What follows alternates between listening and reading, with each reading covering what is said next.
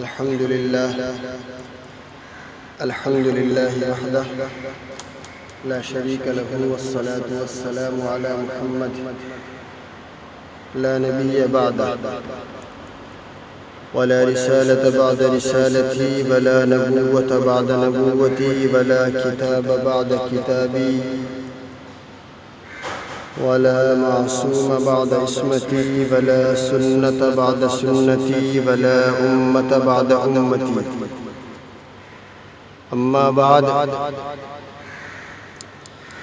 قال الله تبارك وتعالى: إنما يتقبل الله من المتقين. وقال تعالى في موضع آخر: إن أكرمكم عند الله أتقاكم. وقال تعالى في موضع آخر: تلك الجنة التي نورث من عبادنا من كان تقيا. صدق الله العظيم وصدق رسوله النبي الكريم، ونحن على ذلك لمن الشاهدين والشاكرين، والحمد لله رب العالمين. میرے محترم بزرگوں، دینی اور ایمانی بھائیوں، پس پردہ میری آواز کو سننے والی میری ماؤں بہنوں، رمضان کا مبارک مہینہ دھیرے دھیرے اپنے اختتام کی طرف روا دوا ہے، دبے پیروں یہ چل پڑا ہے۔ ایک وقت آئے گا کہ بابرکت مہینہ ہم سے جا چکا ہوگا، اس وقت اپنا حساب کر کے کچھ فائدہ نہیں ہوگا کہ ہم نے کیا کمایا، کیا آخرت کے لیے جمع کیا۔ حساب کا وقت ابھی ہے کہ مہینہ روا دوا ہے، اللہ کے حضور توبہ کر لیں، اللہ سے اپنے گناہوں کی معافی اور تلافی کر لیں۔ رمضان کے تعلق سے پچھلے 3-4 بیان میں مسلسل کر رہا ہوں۔ قرآن کریم کی جو پہلی آیت میں نے تلاوت کی، انما یتقبل اللہ من المتقین، اللہ تبارک و تعالی تقوی والوں کا ہی عمل قبول کرتا ہے، اور روزے کا مقصد بھی یہی ہے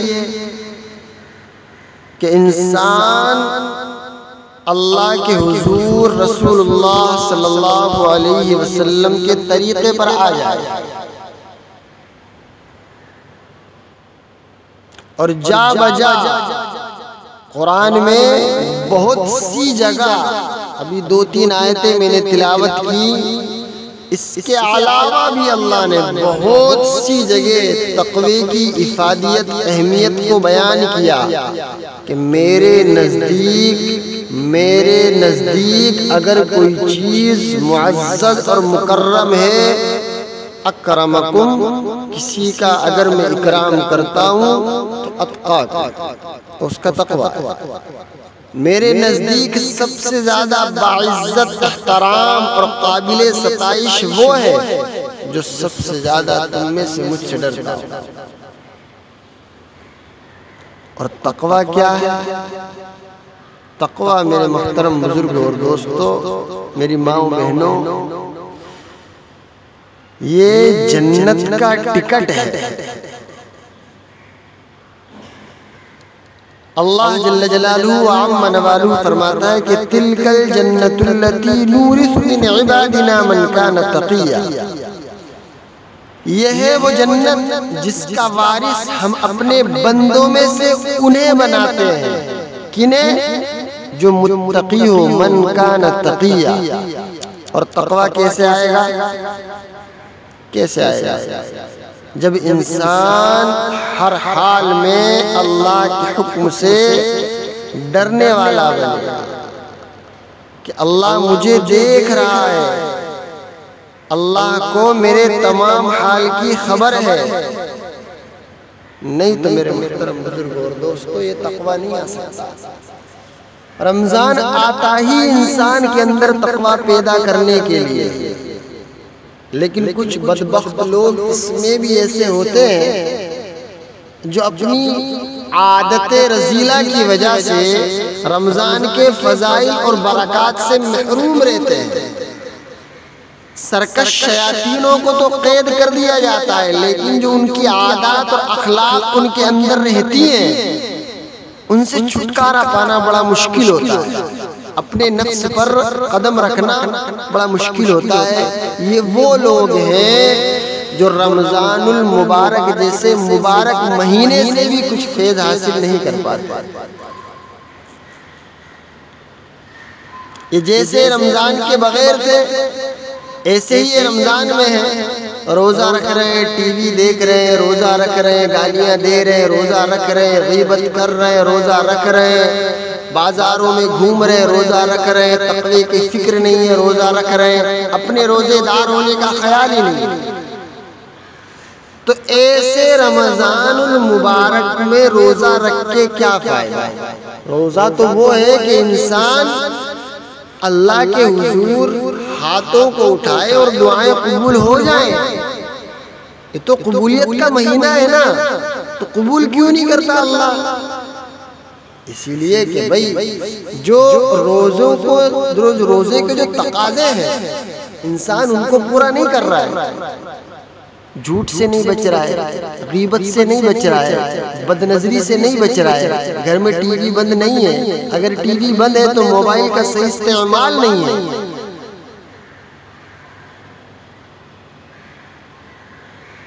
ابو سعید خدری رضی اللہ تعالیٰ عنہ تو فرما رہے ہیں کہ اللہ کے رسول صلی اللہ علیہ وسلم فرما کے چلے گئے کہ رمضان میں رات دن اللہ مسلمانوں کی دعاؤں کو قبول کرتا ہے، لیکن کب؟ جب رمضان کا پاس اور لحاظ رکھا جائے۔ حضرت عبادہ بن صامت فرماتے ہیں کہ ایک دفعہ رمضان قریب آیا،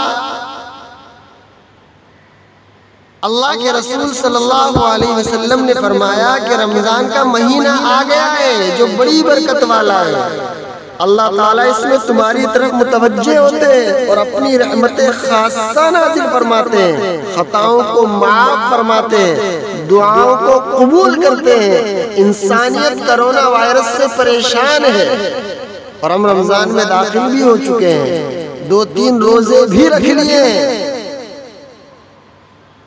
لیکن رمضان کا پاس اور لحاظ نہ رکھنے کی وجہ سے اللہ نے ابھی تک ہماری دعاؤں کو معلق کر کے رکھا ہے۔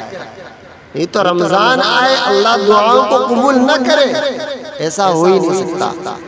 رمضان آئے اللہ تمہاری خطاؤں کو درگزر نہ کرے، ایسا ہو ہی نہیں سکتا، بشرطے کہ آپ رمضان المبارک کا پاس اور لحاظ رکھیے اس انداز سے جس انداز سے محمد عربی صلی اللہ علیہ وسلم نے اور ان کے بعد ان کے صحابہ نے رکھا۔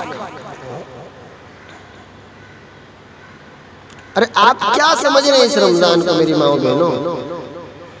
1 سال سے دوسرے سال تک یعنی پورے سال رمضان المبارک کے لیے جنت کو آراستہ کیا جاتا ہے، سجایا جاتا ہے، اور حور عین بھی 1 سال سے دوسرے سال تک رمضان کے مہینے کے لیے آراستہ ہوتی ہے۔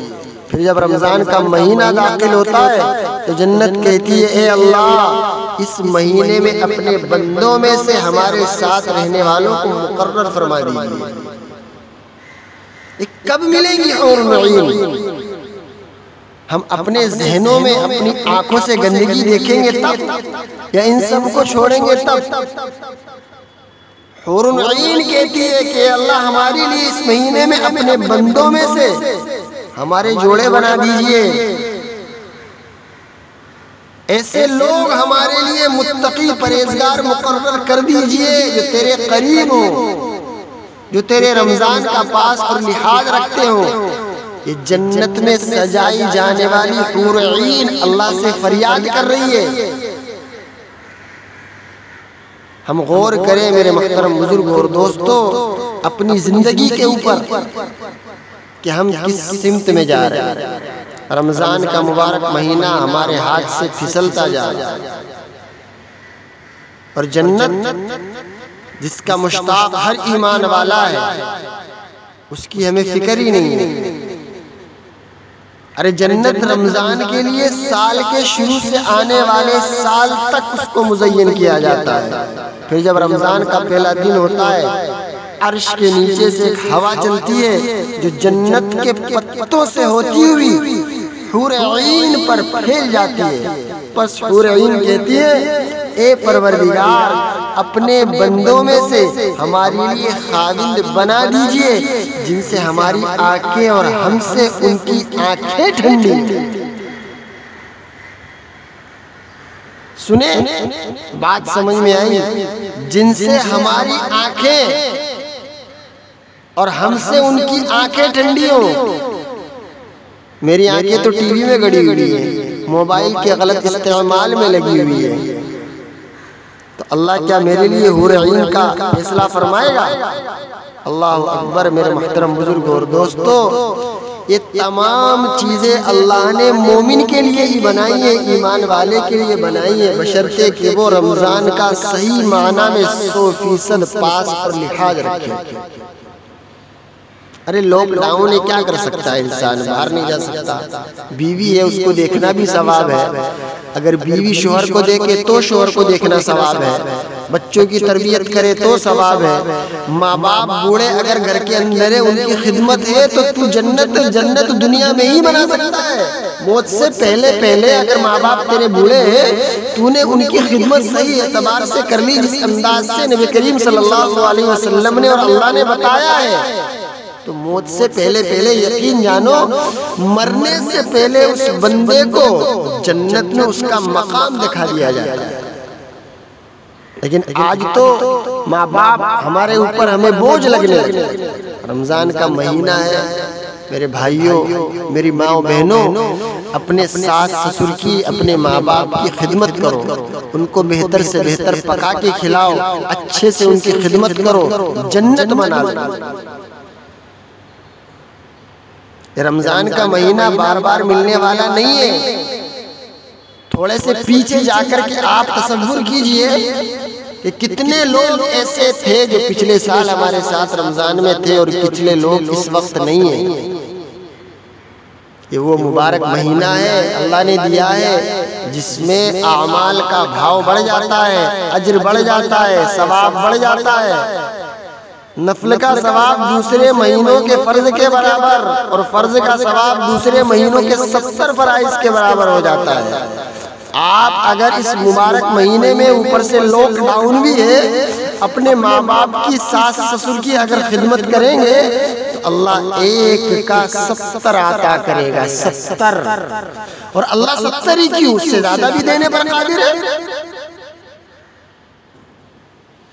حضرت سلمان فارسی رضی اللہ تعالی عنہ، آپ رضی اللہ تعالی عنہ، ایک بہت طویل حدیث ہے جس میں آپ فرماتے ہیں کہ اللہ کے رسول صلی اللہ علیہ وسلم نے شعبان کے آخر میں خطبہ دیا تھا، اس میں رمضان کی ایک فضیلت یہ بھی ذکر کی کہ آپ صلی اللہ علیہ وسلم نے ارشاد فرمایا، جو شخص اس مہینے میں کسی نیکی کے ساتھ اللہ کا قرب حاصل کرے وہ ایسا ہے جیسا کہ اس نے غیر رمضان میں کسی فرض کو ادا کیا،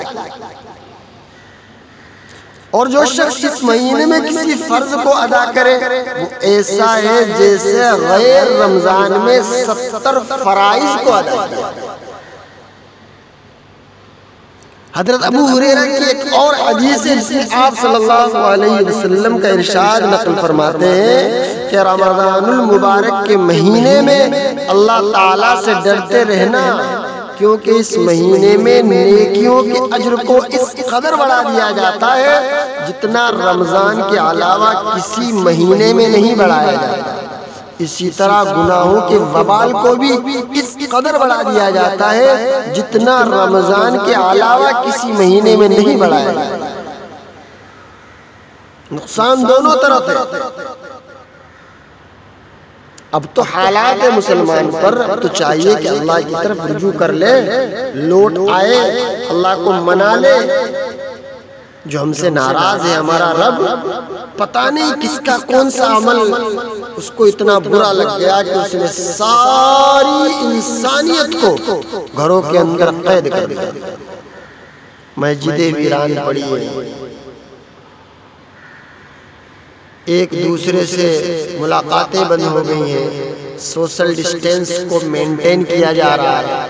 کوئی تو بات ہے، سوچے ابھی اچانک اگر ایک زور شور کے ساتھ اللہ اس دنیا کو فنا کر دے، رفع دفع کر دے، ختم کر دے، تو ہم ٹھنڈے دماغ سے، میری ماں بہنوں، میرے بھائیوں بزرگوں، ہم اپنے دل پر ہاتھ رکھیں اطمینان سے اور سوچیں کہ جو ہماری مختصر سی زندگی ہے، کیا ہم نے ایسے عمل کر لیے کہ اللہ اس عمل سے ہم سے راضی ہو جائے اور ہمیں جنت دے دے گا؟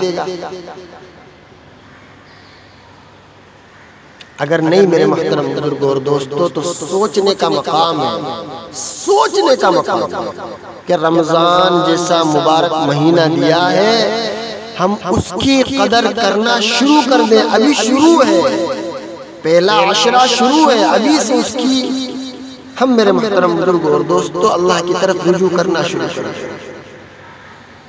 حضرت سیدنا عبداللہ ابن عمر رضی اللہ تعالی عنہ فرماتے ہیں کہ نبی کریم صلی اللہ علیہ وسلم رمضان المبارک کے آنے سے پہلے لوگوں کو خطبہ دیتے اور ارشاد فرماتے، تمہارے پاس رمضان کا مہینہ آ رہا ہے، پس تم اس کے لیے تیاری کرو اور اس میں اپنی نیتوں کو درست کر لو اور اس کی حرمت کی تعظیم کرو، اس لیے کہ اس کی حرمت اللہ تعالیٰ کے نزدیک سب سے بڑی حرمت ہے، پس تم اسے پامال مت کرنا۔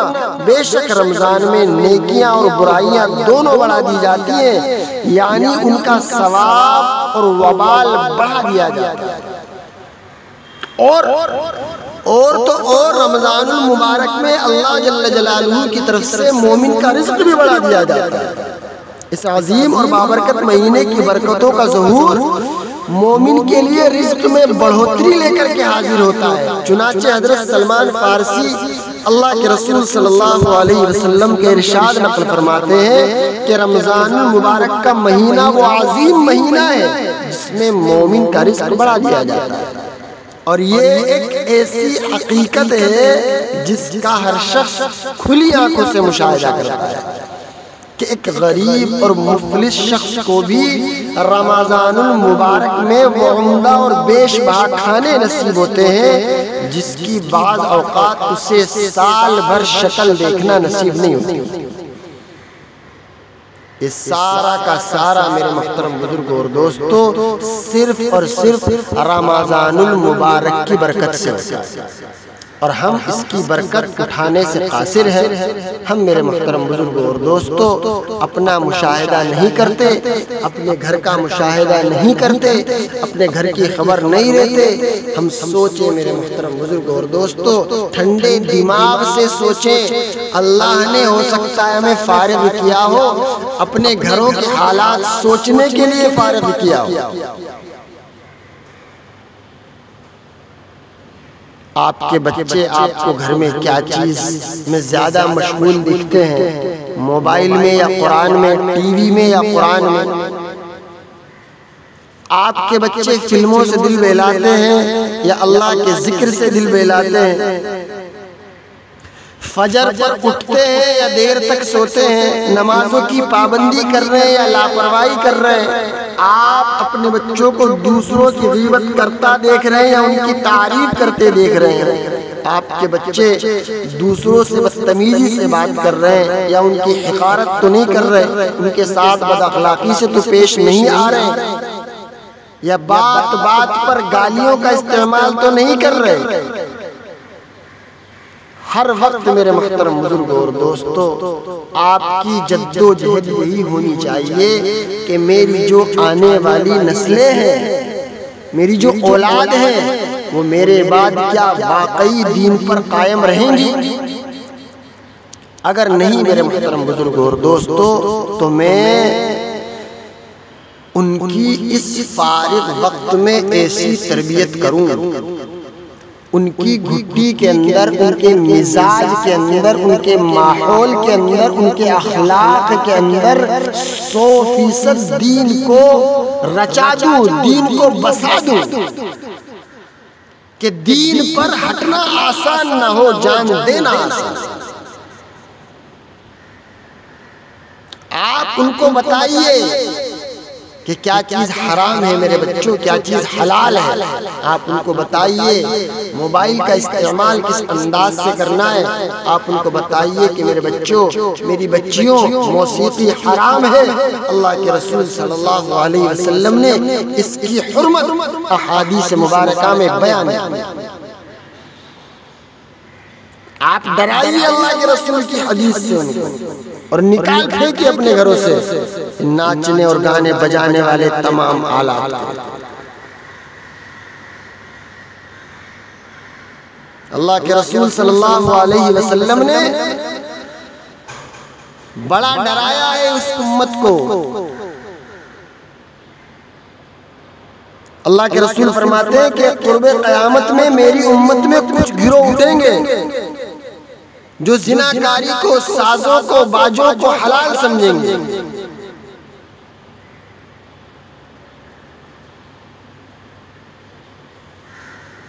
ہم بتائیں اپنی اولاد کو کہ موسیقی حرام ہے، ٹی وی اس پر چلنے والی ہر چیز گھر کے اندر فحاشی اور عریانیت کو دعوت دیتی ہے، لہذا وہ چیز کہیں سے کہیں تک بھی حلال ہو ہی نہیں سکتی۔ اللہ کے رسول فرماتے ہیں کہ ایک وقت آئے گا میری امت کے کچھ لوگ زمین میں دب جائیں گے، ان کی شکلیں بدل جائیں گی اور آسمان سے پتھروں کی بارشوں کا نزول ہوگا۔ فرمایا اللہ کے رسول صلی اللہ علیہ وسلم نے یہ سب تب ہوگا جب گانے، باجے اور شراب عام ہو جائے گی اور ریشم پہنا جائے گا۔ آج ہم اسی طرف جا رہے ہیں۔ مسلمان کے ہر گھر کے اندر ٹی وی ہے، لاؤڈ والیوم میں گانے اور بجانے کی آوازیں آتی ہیں۔ آج ہماری اولادوں کو، ہماری ماں بہنوں کو گھر میں ٹائم پاس کرنے کے لیے موسیقی چاہیے، گانے بجانے چاہیے۔ ہونا تو یہ چاہیے تھا کہ آپ آج سے 170 سال پہلے ہماری ماں بہنوں کی زندگیوں کو اٹھا کر کے دیکھو کہ اپنے گھر کے کام کو فارغ کرنے کے بعد جو وقت بچتا تھا وہ قرآن میں اور اللہ کے ذکر میں اور اللہ کو راضی کرنے میں لگا۔ آج معاملہ الٹ ہے تو اللہ کا معاملہ بھی الٹ ہے۔ اللہ نے اپنی پکڑ کو سخت کر دیا، انسان بدل گیا، خدا وحدہ لا شریک لہ کا نظام بھی بدل گیا۔ آج ہر گھر سے ٹی وی کی آواز آتی ہے، لاؤڈ آواز آتی ہے۔ نہ مسجد کا احترام ہے، نہ علماء کا احترام ہے، نہ مدارس کا اہتمام ہے، نہ خانقاہوں کا اکرام ہے، نہ یہ دیکھتے ہیں کہ دعوت و تبلیغ والے اللہ والے جا رہے ہیں، اللہ کے دین کی دعوت کے لیے جا رہے ہیں، نہ اس کا کسی کو پاس اور لحاظ ہے۔ ہر ایک اپنی مستی میں مست ہے، بے راہ روی والی زندگی گزار رہا ہے۔ اللہ میرے محترم بزرگ اور دوستو، یہ چیزیں کتنے دن برداشت کرتا؟ آخر اللہ نے اپنے عذاب کو اس تمام انسانیت پر مسلط کر دیا اور تمام انسانیت کو گھر کے اندر مقید کر دیا۔ ابھی بھی وقت ہے میرے محترم بزرگ اور دوستو، میری ماں و بہنوں، اللہ نے رمضان جیسا مبارک مہینہ دیا ہے، فارغ وقت دیا ہے، ہم اللہ کے حضور رو دھو کر کے توبہ تلہ کر کے اس کو منا لیں، اس کے حضور گر جائیں اور عہد کر لیں کہ یا اللہ اب تیرا حکم اور تیرے رسول صلی اللہ علیہ وسلم کو ساری زندگی نبھائیں گے۔ تو اللہ میرے محترم بزرگ اور دوستو اس بات کا قادر ہے کہ ہم تمام پر سے یہ مہلک بیماری کو، اس وبا کو دفع کر دے جائے۔ اللہ کے بس میں سب کچھ ہے، وہ کن کہے گا فیکون ہو جائے گا۔ دعا کرے میرے محترم بزرگ اور دوستو کہ اللہ مجھے اور آپ کو اس مہلک بیماری سے، اس کرونا وائرس سے محفوظ فرمائے، اور جو لوگ اس میں ملوث ہیں، جن لوگوں کو یہ بیماری لگ چکی ہے، اللہ ان کو شفائے کاملہ عاجلہ مستمرہ مرحمت فرمائے۔ اور رمضان المبارک کا جو مبارک مہینہ ہے، تمام مسلمانوں کو اس کی قدردانی کرنے کی توفیق مرحمت فرمائے، مجھے بھی مرحمت فرمائے، اور آپ لوگ جو بھی ٹوٹی پھوٹی عبادت کر رہے ہیں اجتماعی اور انفرادی، اللہ ان کو بھی قبول فرما لے، ان عبادات کے ذریعے ہم سے راضی ہو جائے، اور ہماری چھوٹی موٹی کوششوں کو، محنتوں کو قبول فرما لے۔ اللہ سے دعا ہے اللہ ہم تمام کو دنیا میں بھی اور دنیا کے بعد والی زندگی میں بھی کامرانی عطا فرمائے، آمین ثم آمین، وآخر دعوانا الحمدللہ رب العالمین۔